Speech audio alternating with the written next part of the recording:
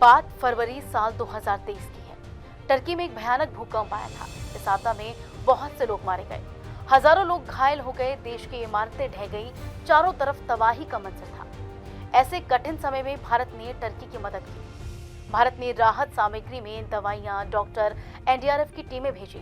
प्रधानमंत्री नरेंद्र मोदी ने संवेदना जताई और भारत ने बिना किसी शर्त और स्वार्थ के दोस्ती निभाई। लेकिन जैसा कि हमारे देश में कहावत है कि सांप को चाहे जितना भी दूध पिला लो वो डसता ही है, टर्की ने ठीक वैसा ही किया।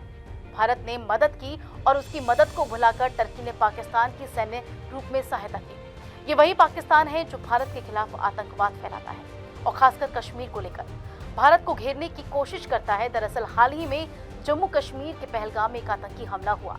इसके बाद भारत और पाकिस्तान के बीच तनाव बढ़ गया। इस बीच खबर आई कि टर्की ने पाकिस्तान को सैन्य सामान, ड्रोन और हथियार दिए हैं।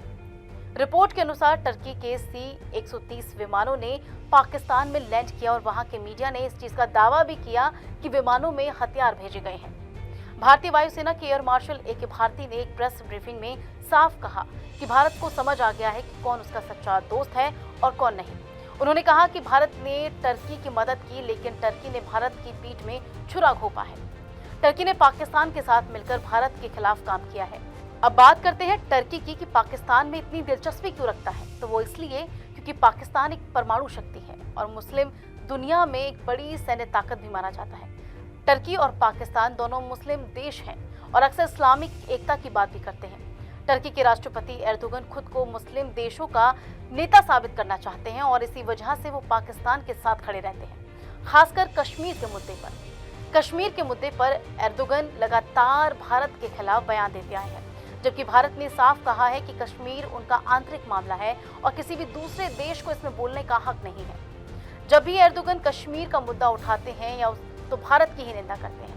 इतिहास में देखा जाए तो भारत ने हमेशा टर्की से दोस्ताना संबंध बनाने की कोशिश की है। आजादी के बाद 1948 में दोनों देशों के बीच राजनयिक रिश्ते शुरू हुए। नेहरू, राजीव गांधी, नरसिम्हा और वाजपेयी जैसे प्रधानमंत्री टर्की से अच्छे संबंध चाहते थे। एक समय ऐसा भी आया जब टर्की के प्रधानमंत्री बुलांत एजोवित ने पाकिस्तान की यात्रा को ठुकराकर भारत का दौरा किया था। उन्होंने कश्मीर को भारत पाकिस्तान का द्विपक्षीय मुद्दा बताया और संयुक्त राष्ट्र की दखलंदाजी को नकार दिया।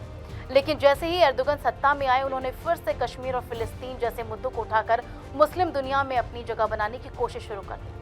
इसके चलते भारत और टर्की के रिश्ते में कड़वाहट आने लगी। साल 2024 में भारत और टर्की के बीच व्यापार भी लगभग 10 अरब डॉलर से ज्यादा का हुआ। भारत टर्की को बड़ी मात्रा में सामान भी भेजता है और वहां से काफी सामान मंगवाता भी है।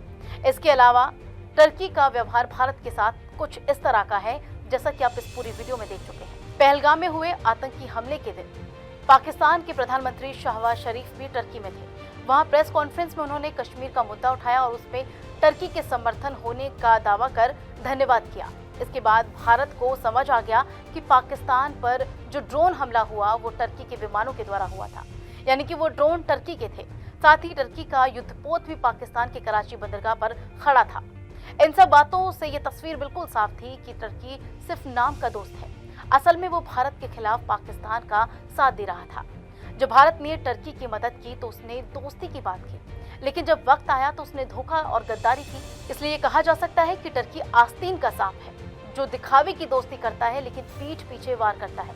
भारत अब समझ गया है कि असली दोस्त वही होता है जो हर हाल में साथ खड़ा हो, ना कि वो जो आपके दुश्मन के साथ हाथ मिला ले। फिलहाल इस खबर में बस इतना ही। बाकी आप अपनी इस खबर पर राय जरूर दें कि आप क्या कहना चाहते हैं कि टर्की हमारा दोस्त है या फिर नहीं।